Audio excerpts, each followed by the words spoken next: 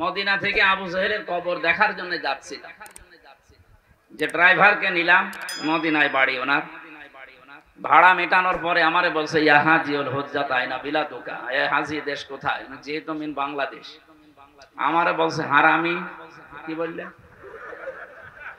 আপনি? হারামি বললেন আমারে? বলছেন না আপনাকে বলি নাই, আপনার দেশে যে দায়িত্ব আছে ওরে বলেছেন। হ্যাঁ বলেন, আপনি বলেন, আমি আপনার সাথে আরো তাল দিচ্ছি। আরটি মিডিয়া সেন্টার, দেশ ও ইসলামের কথা বলে।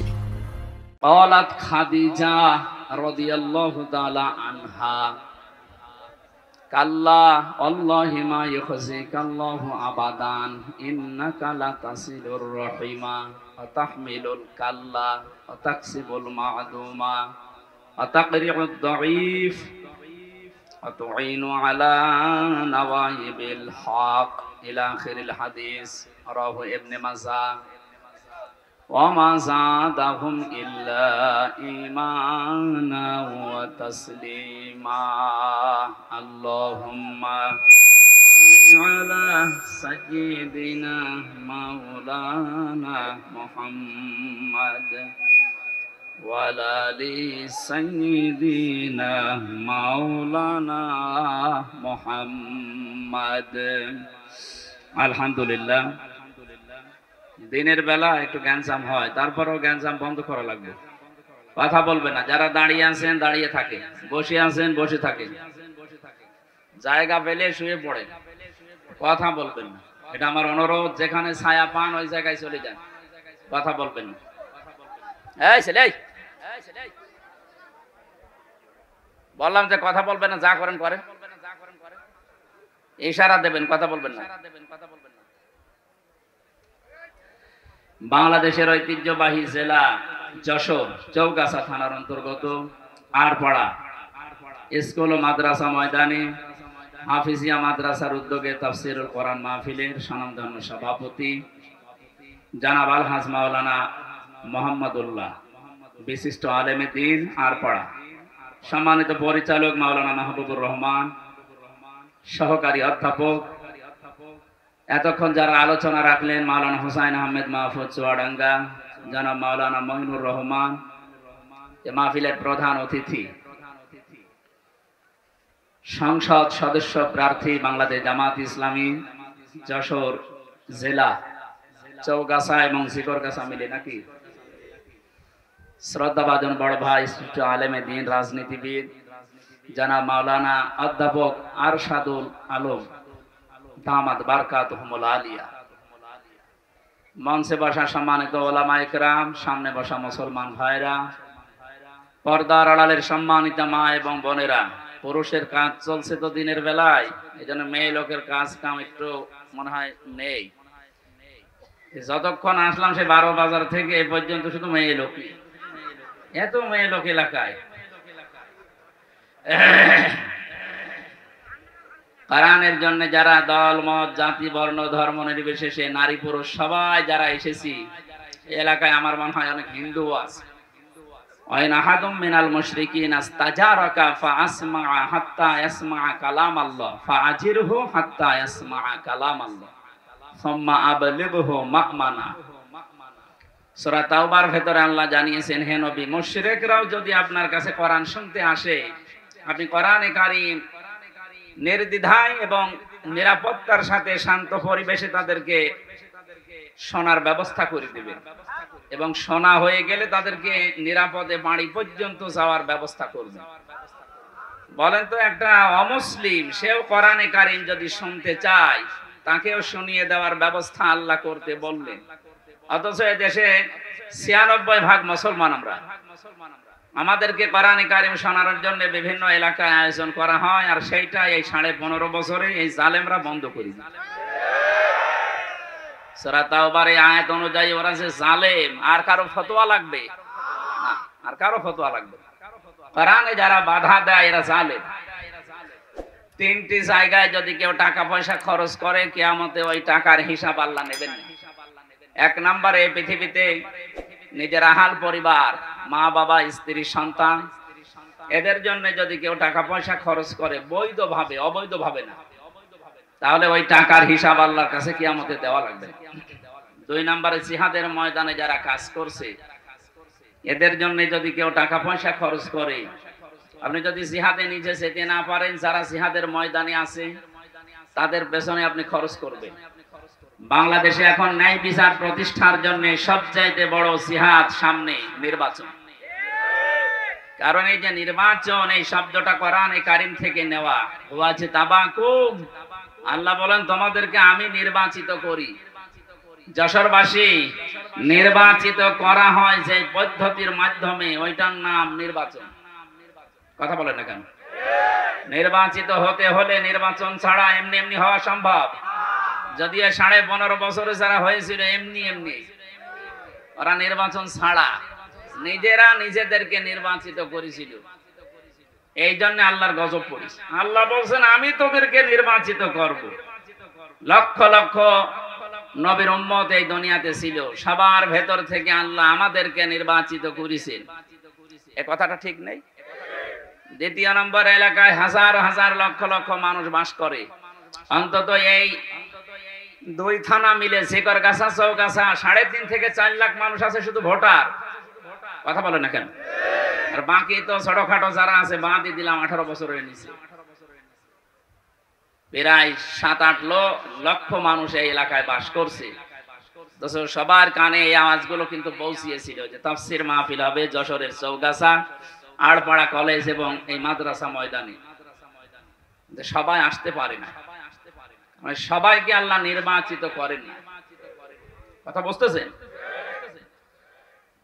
তাহলে নির্বাচিত ওদেরকে আল্লাহ করেন না, এই জন্য এই মানুষগুলো আসতে পারে না। ইচ্ছা থাকলেও তারা পারবে না, কারণ নির্বাচিত না, আমরা নির্বাচিত। এই জন্য আমরা এখানে আসতে পেরেছি। এটা বিশ্বাস করেন না আপনি? সূরা হজ 78 নম্বর আয়াতের মাঝে আছে হুয়াজতাবাকুম, আমি নির্বাচিত করি। যেহেতু আল্লাহ উম্মতদেরকে লক্ষ লক্ষ, এই ইকো কমিয়ে দেন, রিভাব দেবেন। যত নবীর উম্মত আল্লাহ পাঠিয়েছেন, বহু নবী আকাঙ্ক্ষা পেশ করেছিল। বিশেষ করে হযরতে মূসা কালিমুল্লাহ বলা হয়, হযরতে ঈসা রূহুল্লাহ বলা হয়। এত বড় বড় পাওয়ারফুল নবী আরজি করার পরেও তারা আমাদের নবীর উম্মত হওয়ার জন্য নির্বাচিত হতে পারেন না। একজন হয়েছেন হযরতে ঈসা, তিনি নবী হয়ে না উম্মত হয়ে আসবেন। আর আমরা বিনা দরখাস্তে আল্লাহ আমাদেরকে নিজের পক্ষ থেকে নির্বাচিত করে এই নবীর উম্মত বানিয়েছে। এবং কোরআনে কারীম তার মুখের বাণী এটা শোনার জন্য, বোঝার জন্য এই ময়দানে নিয়ে এসেছেন। সুতরাং যারা নির্বাচিত হওয়া ছাড়া নিজেদেরকে নির্বাচিত বলে দাবি করতেন, আপনি মিথ্যাবাদী। আজ 5-6 দিন দেখছি বিভিন্ন দেশে উনি ছড়িয়ে বেড়াচ্ছে যে আমি নির্বাচিত ছিলাম, আমাকে উৎখাত করা হয়েছে। এটা ডাহা মিথ্যা কথা। এই 15.5 বছরে যে নির্বাচন হয়নি এটা শয়তানও জানে। এই কথা বলেন না কেন? আপনি যদি ঘোড়াকে এখন ডাক দিয়ে জিজ্ঞাসা করেন যে 15.5 বছর যারা ছিল ওরা কি নির্বাচিত, ঘোড়াও হাসবে, বলবে একটা কথা বললেন।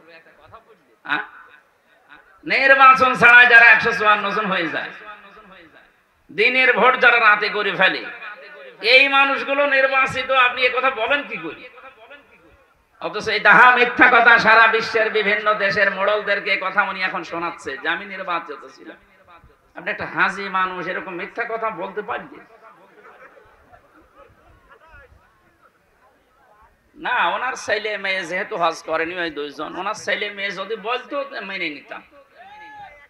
কিন্তু একটা হাজি মানুষের মুখে এত বড় মিথ্যা কথা শুনলে সারা বিশ্ব যেহেতু জানে যে দেশে 15 বছর নির্বাচিত হয়নি, তাহলে আপনি আন্দাজে দাবি করলে তাদের কাছে এই দেশের মানুষ মিথ্যাবাদী হয়ে যাবে না? এক কথা বলছেন এখন? সারা দেশের মানুষ না, সারা পৃথিবীতে 257টা রাষ্ট্র আছে এখন। এই 257টা রাষ্ট্রের ভেতরে বাংলাদেশ একটা। তামাম দুনিয়া জানে যে এরকম একটা দেশ আছে যেখানে নির্বাচন ছাড়া নির্বাচিত হয়। এখন হঠাৎ করে যদি আপনি বলেন যে আমি নির্বাচিত ছিলাম, তো তামাম দুনিয়া থেকে তো ঘৃণা আসবে যে এত বড় মিথ্যা কথা ওই দেশের মানুষ বলে। আমি রমজানে ওমরায় ছিলাম, মদিনা থেকে আবু জাহেলের কবর দেখার জন্য যাচ্ছিলাম। যে ড্রাইভারকে নিলাম, মদিনায় বাড়ি ওনার, ভাড়া মেটানোর পরে আমারে বলছে ইয়া হাজিউল হুজ্জাত আইনা বিলাদুকা, এ হাজি দেশ কোথায়? যেহেতু মিন বাংলাদেশ। আমারে বলছে হারামি। কি বললেন? আপনি হারামি বললেন আমার এবছর না, আপনাকে বলি না, আপনার দেশে যে দায়িত্ব আছে ওরে বলেছেন। হ্যাঁ বলেন, আপনি বলেন, আমি আপনার সাথে আরো তাল দিচ্ছি। দেখেন ওই লোকটা মদিনার বাসিন্দা, ও জীবনে একে দেখিনি, খালি ইউটিউবে ইন্টারনেটে পত্রিকায় এদের কাজকর্ম দেখে যে এই দেশে আয়না ঘর আছে। কি আছে? এটা যে কত বড় কঠিন জায়গা আপনি না দেখলে বিশ্বাস করতে পারবেন না। মুখের কথা বলে হয় না। আমি নিজে যেহেতু কয়েকদিন ছিলাম, আমি টের পেয়েছি একটা জীবিত মানুষকে মাটির নিচে, এদিকে মানে হয় 3.5 হাত আর এদিকে 1.5 হাত, এতটুকু একটা জায়গায়, তাও যদি এভাবে বসিয়ে রাখে বা শুয়ে থাকতে বলে তো মাইনে যাও। ওখানে লোহার রড দিয়ে ঘিরে দেওয়া আছে, লোহার রড, এতটুকু একটা কবরের মতো ঘর, লোহার রড দিয়ে এরকম ব্যারিকেড দেওয়া সামনে। এই পায়ের ভেতর দিয়ে হাত দিতে, এইভাবে হাত দিয়ে এই সামনে লোহার ব্যারিকেড আছে যেটা, ওই লোহার সাথে হাতে তালা লাগিয়ে দিতে। এই যে আমরা শুয়ে থাকি, এটা যে কত বড় নিয়ামত আমি ওই 10 দিনে টের পেয়েছি। আমার সাথে মুফতি ফখরুল ভাই ছিল, নোয়াখালী বাড়ি, হাতিয়া। উনি দেখতাম 2 হাত 5 4 হাত একেবারে 60 মাঠ হয়ে ঘুমিয়ে আছে। ভাই আপনি এমন করে থাকেন কি করে, এত আরাম পান? হামজা তোমার সাথে কি হয়েছে আমি জানি না, আমার সাথে এই হয়েছিল। আমার এইভাবে বেঁধে রাখতো, 2 মিনিট 5 মিনিট 10 মিনিট না, বছরের পর বছর 1.5-2 মিনিট সময় দিত পায়খানা করার জন্য, এই শেষ। সকালে কয়েকটা পচা ছোলা দিত, দুপুর বেলা দিত, বলছে কেউ মাখিয়ে দিয়েছে খাবার, পারলে খান না পারলে না খান, এইরকম খাবার দিয়েছে। আমিও কয়েকদিন খেয়েছিলাম। বলেন বাস্তবতা কোথায় নিয়ে ওরা ঠেকিয়েছে? আজ ওরা মানবতার কথা বলে, সবচাইতে বড় মানবতার শত্রু ওরা। ওদেরকে ডক্টর ইউনূস এমনি নিষিদ্ধ করছে ওদের কর্মকাণ্ডের জন্য। ওই শয়তানরা এখন শুনছি আজকে দিনের বেলায় আবার কি উল্টাপাল্টা শুরু করবে, ঠ্যাং ভেঙে ফেলা দরকার। মানবতার সাথে মহা কৌতুক 15.5 বছর ধরে করলেন। ওখানে কারো 3 বছর 5 বছর 7 বছর 8 বছর 10 বছর 14 বছরের লোক আছে। ওদের এক একজনের নখ এত বড় বড়, চুল, এই দাড়ি, চুল, গোপ, মোষ আর সব চুল তো আছে, এত বড় বড় হয়ে গেছে। 24 ঘন্টা চোখ বাঁধা থাকে, এমনি মাটির নিচের অন্ধকার। এরপরে আবার লাইট জ্বালায় না সব সময়, তারপর আবার চোখ বাঁধা। বলেন তো, সেই ইউনূস নবীর ঘটনা পড়েছিলাম। ওয়াজান্নুনি ইয যাহাবা মুগাদিবান ফাযান্না আল্লাহ নাকদিরু আলাইহি ফানাদা ফিজ যুলুমাত। আল্লাহ বলেন আমি বহু অন্ধকারের ভেতরে ইউনূসকে রেখেছিলাম। কত অন্ধকার? ত্রিবিধ অন্ধকার। পানির নিচে একটা অন্ধকার, মাছের পেটে একটা অন্ধকার, আবার রাতের অন্ধকার। এই 3টা অন্ধকারের ভেতরে ইউনূসকে 40 দিন রেখেছিলাম। কয়দিন? বলেন বলেন। মনে তো মাছের পেটে ছিল, ঠান্ডা লাগতো, আর এখানে তো ঠান্ডা নেই, গরম মাটির নিচে। ফ্যান একটা আছে, মনে হচ্ছে কিয়ামতের ওই কোণে, এত দূরে ফ্যান দিয়ে রাখে। এই কঠিন অবস্থা পার করেছে মানুষ এই 40 দিন না, 2 দিন 5 দিন না, 14 বছর। এই মাথাটা কালো কাপড় দিয়ে ঢেকে দিত, চোখ, পেছনে হাত বেঁধে দিত হ্যান্ডকাপ দিয়ে, ডান্ডা বেড়ে দিত মাথায়, পায়ের সাথে মাথা পর্যন্ত বিশাল মোটা রশি এইরকম মাজায় দড়িয়ে পেঁচিয়ে টাঙিয়ে রাখছে। তার 1-2-5 মিনিট পরে খুলে দে, 11 ঘন্টা আমারে টাঙিয়ে রেখেছে। আরো বড় বড় বড় আসামি, ওদের যে কতদিন টাঙিয়েছে। এই সমস্ত দৃশ্যগুলো আপনারা করেছিলেন, আপনি নিজেও জানেন যে এখানে কারা কারা আছে। আর আপনি এখন মানবতার কথা বলেন, আমার মনে হয় সামনে পেলে জুতা পিটা করে মেরে ফেলা দরকার। এদের মুখে মানবতার কথা মানায়? 2006 সালের অক্টোবর মাসের 28 তারিখে এই পৃথিবীর ইতিহাস ওরা পাল্টিয়ে ফেলেছে। জিন্দা মানুষকে পিটিয়ে মারার পরে লাশের উপর আবার ড্যান্স দিয়েছে। আমি দুনিয়ায় বহু ইতিহাস পড়েছি, কিন্তু মানুষ মানুষকে হত্যা করে ড্যান্স দেয় আমি পাইনি, এমনকি কুকুরের জীবনে তো পাইনি। অথচ মানুষের এই ঘটনা আমাদের বাংলাদেশে ঘটিয়ে ফেললো ওরা। একবার আসছিলাম সিরাজগঞ্জ থেকে, তখন বাসে আসতাম, 7 সালে, ওটা 6 সালে, আমি 7 সালে ম্যাট্রিক পরীক্ষা দিয়ে ওই সময় আসার সময় এক বাসে বসে আছি, ড্রাইভার সাহেব রাস্তার মাঝে একটা কুকুর পড়ে আছে, ওর উপর দিয়ে না চালিয়ে বাম দিয়ে দিই, গাড়ি ঝাঁকি দিয়েছে। ডাক দিয়ে বললাম আপনি এরকম করবেন, এখনই তো উল্টিয়ে যেতাম। আমার বলছে দেখছেন না একটা মরা কুকুর পড়ে আছে, তো মরা কুকুর, ওকে মারলেই কি আর না মারলেই। ড্রাইভার আমার দিকে ঘুরে বলছে হুজুর আপনি কি আসলেই হুজুর নাকি বেশ ধরেছেন? কেন, আপনি কেমন হুজুর? আপনি দেখেন যে একটা মরা কুকুর পড়ে আছে, আমি ডবল করে গাড়ির চাকা চালিয়ে দেবো, আমার বিবেক নেই। আপনার নাম কি? সুব্রত। কি মুসলমানের নাম? বলেন বলেন। হিন্দু মানুষ। ওনার পেটে থাবা দিয়ে বললাম ভাই আপনি জাতিতে হিন্দু, আপনার ঈমান নেই কিন্তু আপনার বিবেক আছে। আপনার এই বিবেক থাকার কারণে মরা জিনিস যদিও নিকৃষ্ট কুকুর, তারপর আপনি ডবল করে আর মারতে পারলেন, আপনার বিবেক বাধা দিল। অথচ গত বছর এই 6 সালে অক্টোবরের 28 তারিখে মানুষ হত্যা করার পরে অনেকে ড্যান্স দিল, যার কথা মতো সারা দেশ থেকে লোকে বইটা নিয়ে গেল, তার বিচার হওয়া দরকার না?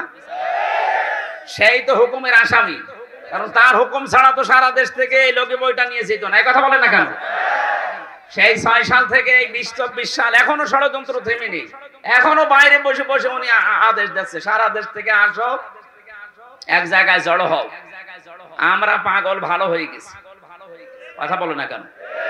এখন আর 2024 সালের 5 আগস্টের আগে নেই, 5 আগস্ট পার হয়ে গেছে। এদেশের এক একজন মানুষ এখন এক একটা যোদ্ধা, কথা বলে না কেন? নিষিদ্ধ করেছে সরকার আপনাদের, যদি পাই নিষিদ্ধ জিনিস নিষিদ্ধই করে খেয়ে ফেলা। পুলিশের আইজি জানিয়েছে যারা নিষিদ্ধ ওদের রাজনৈতিক কোনো অধিকার নেই, ওদের মিছিল মিটিং করার এক জায়গায় হওয়ার কোনো অধিকার নেই। অন্যান্য নিষিদ্ধ যারা তারা যেভাবে থাকে নিষিদ্ধ ওরাও থাকবে ওইভাবে। আপনি এইরকম পৃথিবীর ইতিহাস পাল্টিয়ে আবার বলেন আমি এক জায়গায় হব, আপনি হন তো এক জায়গায় দেখি। এখন আর এদেশে জামাত বিএনপি নেই, এখন সব আমরা মাজলুম। এক কথা বলেন না কেন? শুধু ওই 14 দল বাদ দিয়ে সব আমরা মাজলুম। ওই 14 দলের ভেতরে 13টা দল মাজলুম ছিল, কিন্তু ওরা সেটে বুঝে খাওয়ার ধান্দা ছিল, এই জন্য ওগুলো মানবতার শত্রু। আমরা যারা বাকি যারা এই দেশে আছি, দল আমাদের মত আমাদের আলাদা থাকতে পারে, কিন্তু আমরা একটা মাজলুম। বলেন তো কি? আরো জোরে বলেন কি? এই মাজলুমদের উপরে যে এই দয়াটা আল্লাহ করলেন, এই দয়াটা আমরা যেন নষ্ট না করি। উহুদের ময়দানে আল্লাহ দয়া করে মুসলমানদের বিজয় দিয়েছিলেন, কিন্তু তারা বিজয়টা হারিয়ে ফেলেছিল। কথা বলেন না কেন? গনিমতের মাল কোড়াতে গিয়ে শেষ পর্যন্ত আসল জিনিস হারিয়েছে। কতগুলো মানুষ অতর্কিত ভাবে জীবন হারিয়ে ফেলবে। আমার মনে হয় এখন উহুদের ময়দান বাংলাদেশে চলছে। আমরা যদি এখন এই ছোটখাটো বিষয় নিয়ে মনোমালিন্য করে বিভিন্ন উল্টাপাল্টা জিনিসে হাত লাগাই, ওরা যেহেতু বসে নেই, ওরা কিন্তু গপ করে আবার একটা কাজ করে ফেলবে, শেষে অনাকাঙ্ক্ষিত ভাবে দেশের হাজারো মানুষ আবার জীবন হারাবে। আমি টাচ দিলাম, আশা করছি আপনি বুঝেছেন। আল্লাহ আমাদের হেফাজত করুন, বলেন আমিন। আমি যে কথা তুলেছিলাম, জিহাদের ময়দানে আজ যারা কাজ করছে, নির্বাচিত হওয়া লাগে নির্বাচনের মাধ্যমে, সেই পদ্ধতি আপনি নষ্ট করে ফেলেছিলেন। আমরা চাই আগামীতে এই দেশে নির্বাচনের মাধ্যমে আমরা নির্বাচিত প্রতিনিধি উপহার দেব। এক কথা বলে না কেন? হ্যাঁ, যার যোগ্যতা আছে, আল্লাহ যাকে ভালোবাসে সে হয়ে যাবে, কিন্তু নির্বাচন হওয়া লাগবে। নির্বাচন না করে আন্দাজে নিজে নিজে ঘোষণা দেবেন আমি এমপি, আপনার লজ্জা করে না? হ্যাঁ, 3.5 লাখ মানুষ 4 লাখ মানুষ রায় দেবে, আর আপনি নিজে নিজে ঘোষণা দিচ্ছেন আমি রাতের বেলা এমপি হয়ে গেছি। আমার তো স্বপ্ন দেখি, কি অবস্থায় ছিলাম আমরা বলেন? একটা দেশ, পৃথিবীর ইতিহাস ওরা পরিবর্তন করে দিয়েছে। 350 এমপি একবারে পালিয়ে যায়, পৃথিবীর ইতিহাস আমি পড়িনি, এবার পড়লাম।